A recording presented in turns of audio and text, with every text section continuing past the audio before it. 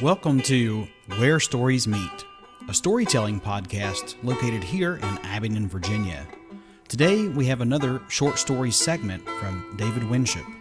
Let's hear about how Abingdon once was hog wild. Welcome to Small Tales. These are stories of Abingdon and Washington County, drawn from historical bases, told with imagination. Drawing on resources of the Historical Society of Washington County, the Washington County Public Library, and other local histories. David Winship, who's been around for a while, tells these tales before they are lost to the dustbins of history. Abingdon, like any place, has stories that have been repeated and adjusted so many times that we think they are true. Most all histories have a root truth, but the liberty and challenge to embellish has brought about different versions of history. Small Tales tries to bring into the light neglected, ignored, and forgotten bits of our past, to hear now and to consider and enjoy for the future. David Winship. Well, Adam, so good to be back here with you. Thanks for coming back. The stories I have to tell start out talking about there was a time in Abington's history when it went hog wild. Consider the town in its early days, when it was first chartered in 1778, when there were few conveniences, a few taverns, and some families in town sustaining themselves as best they could. This included raising their own food, and this food included hogs. Let me give you a little bit of background here. When the European explorers and conquerors came to the New World, they brought with them hogs for food. One example is Hernando de Soto in the 1600s. His explorations into the southeast of the continent, he explored from Florida to Texas, and he came through the southern Appalachians. De Soto's expedition was supplied with hogs from the free-ranging populations in Cuba.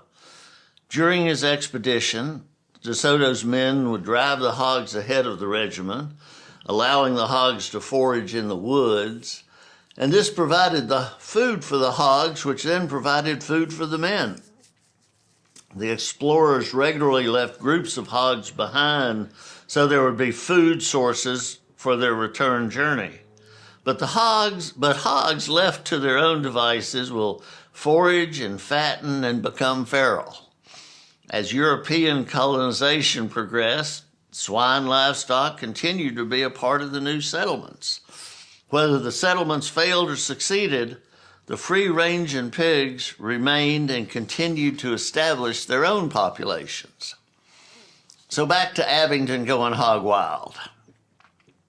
The generations of hogs that followed those early explorations into the mountains provided ready protein for the folks who settled in Washington County and Abingdon.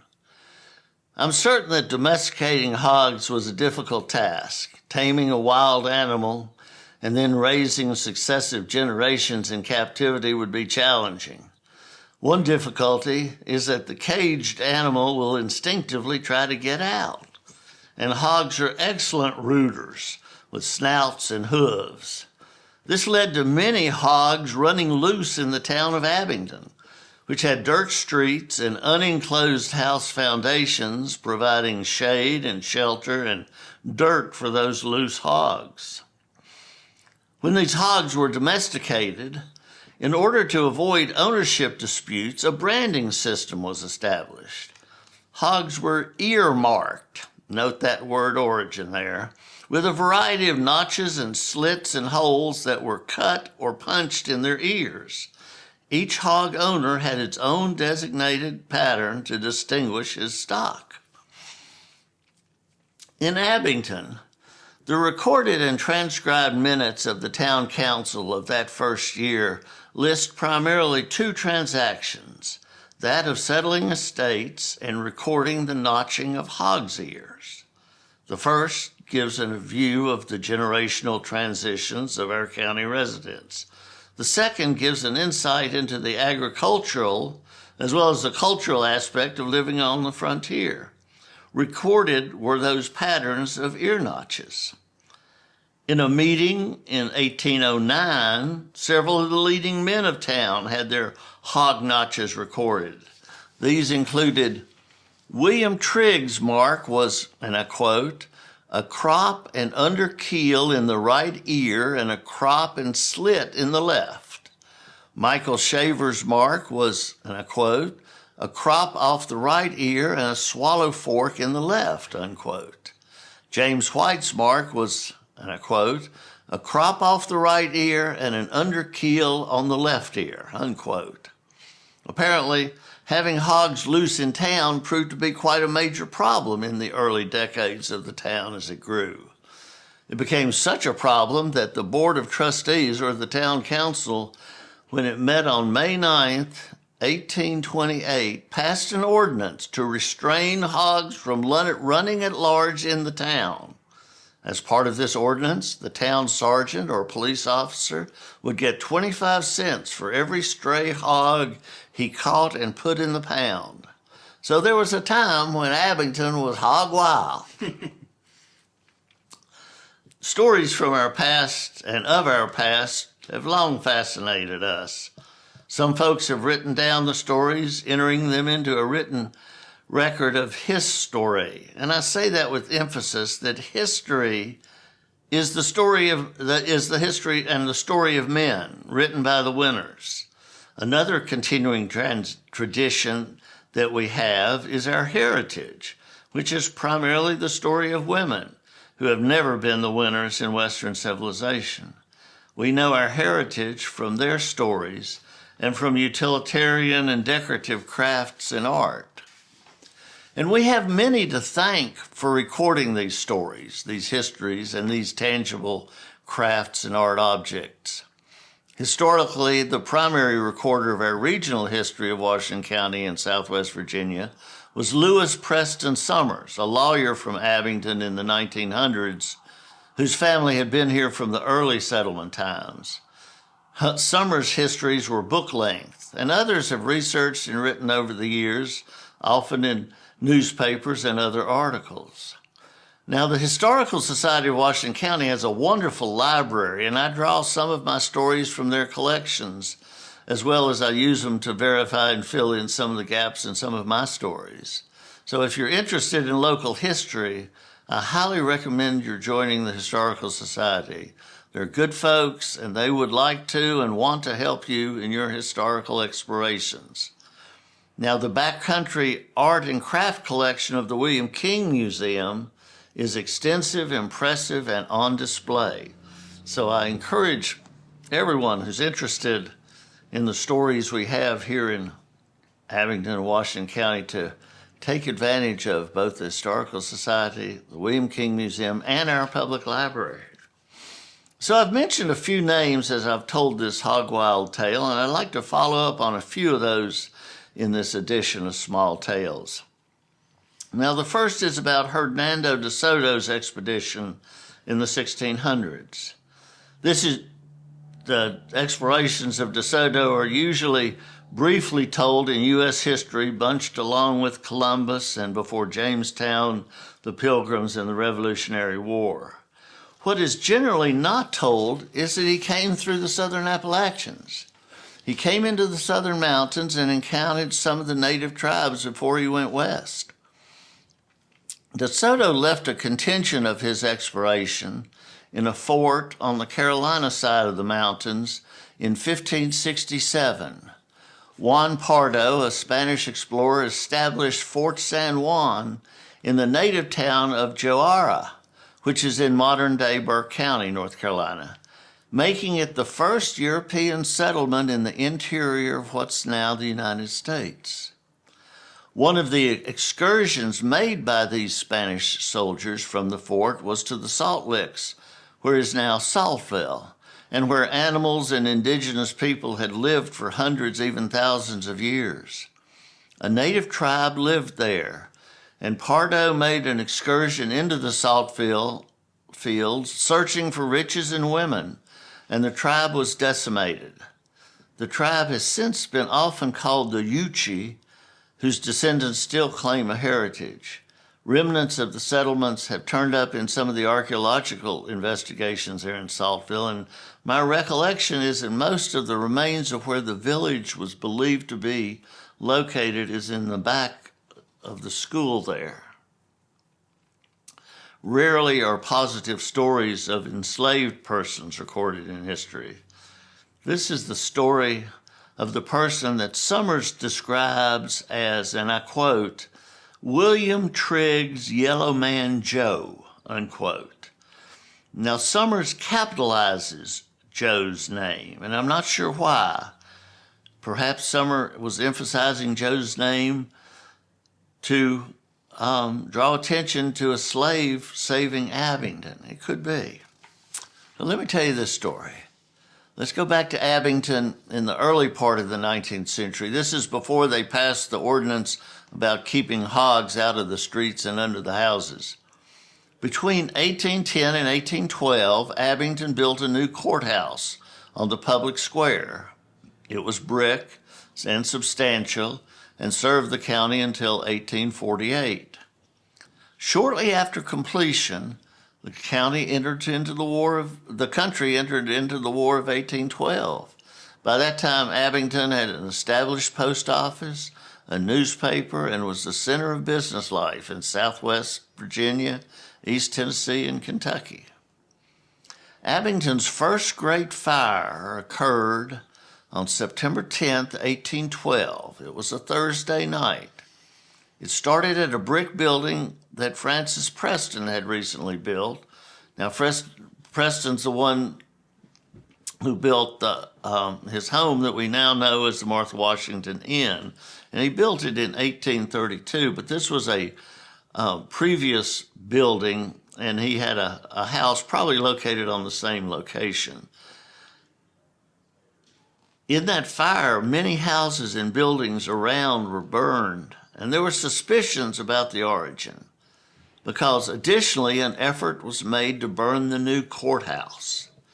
And the following is a description from the newspaper of the events of that night, and I quote, An attempt was made to fire the new courthouse, but the exertions of a single person, a slave, saved it.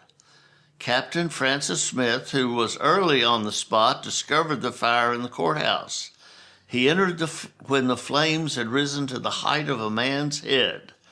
He was about to abandon the building when Mr. William Trigg's Yellow Man Joe ran in, caught up in his arms the combustibles on fire, threw them into the street, and saved the building.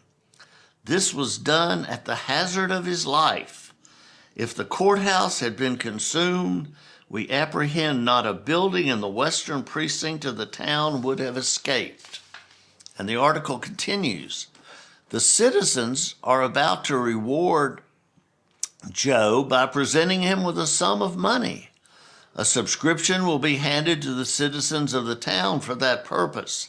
Gentlemen of the county who feel an interest in the welfare of Abingdon and who may happen to be in town can have an opportunity of contributing by calling on Benjamin S. Still, Esquire, Captain Francis Smith, or Andrew Russell, Esquire. I don't know what happened to Joe.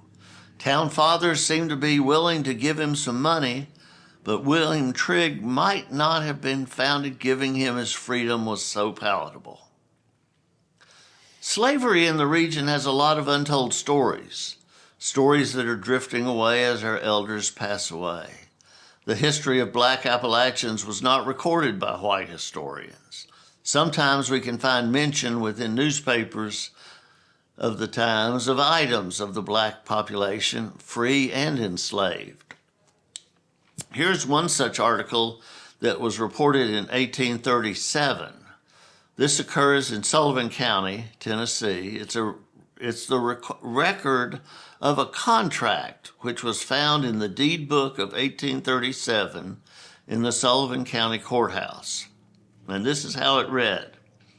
Know all men by these presents that I, Charles, a free man of color, formerly a slave belonging to Daniel Shoemaker, deceased, of Sullivan County, Tennessee, who set me free, have bargained and sold myself to Richard Nethlander of said county and state aforesaid for the term of 10 years, and the following terms to wit: the said Richard Netherland promises to keep the said Charles in clothes to work and to pay him at the rate of $40 for each year. This gives a view of the hard times in the region in the early part of the 19th century, when a free man who had been a slave would sell himself back into servitude. This follows the model of indentured servitude and was viewed by Charles as a way of keeping himself alive. So from Abingdon being hog wild to the story of enslaved people who live here, there's a lot of small tales to tell. Very good, David. Thank you again for those small tales. Well, I'm glad to share. Now, something came to mind in the Hog Wild story. So you said that the police officer, the police chief, was getting paid a quarter every time he wrangled up one of the hogs. Now, I had a friend named Mike. Well, he wasn't he was a guy in high school that repaired mailboxes in the community. Word got out that Mike was also smashing the mailboxes, and so he had a steady line of income because he was on both sides of that coin. And so I'm wondering if maybe that police chief, I hate to think the worst in people, but maybe that police chief was letting them out and then going to catch them, and he collecting a quarter every time he Well, that would be an enterprising officer. Though I don't know that the hogs needed any help, really. Right. I mean, I'm not sure how well they, if the hog was well fed and well taken care of, it might just stick around. Right. But if something happened and the hog didn't feel like it, feel eager and antsy and wanting to get out, generally. Now, I've had pigs before. I had potbelly pigs. You did? And they could rout out and they could get out of most anything I tried to keep them in. So I think hogs as a breed probably can get out if they choose to. And I'm sure the owners had to pay some kind of a fine that was probably more than 25 cents to get their hog back. Yeah. Because, the hog was a valuable piece of property. Yeah, and they're still notching hogs' ears. I think They still do. They don't do it for identification as much as there's a system. Each ear is divided into quadrants, and according to the notch that you give, it records both the particular litter, the number of the litter, and the number of the piglet in the litter, such that it's the piglets that are notched, and it sticks with them for their whole life. But that's how they designate. That's the ear notching that is the ear marking that is used now, not so much for identification. Great. Well, thank you for your stories, and thanks for being here today. You bet. We hope to hear some more from you Let's sometime. do it. All right. All right. Take care. Bye.